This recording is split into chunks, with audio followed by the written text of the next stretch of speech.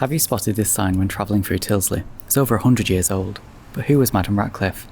Well, she was actually just ordinary Mrs. Mary Jane Ratcliffe, a milliner, which is a hat maker, and a dressmaker. She styled herself as Madame Ratcliffe as it sounded French and therefore more exotic and fashionable at the time. She had a shop here in Tyldesley and even lived in the town for a little while. She also called Atherton home in her old age and lived on Bolton Road. In the 1920s, she had this building on Tyldesley Road constructed as a spiritualist temple because, as well as being a milliner, she was also a renowned local medium. She spent most of her early life in Leigh. She had a large house here on the avenue and later lived here at Gainsborough House above her shop.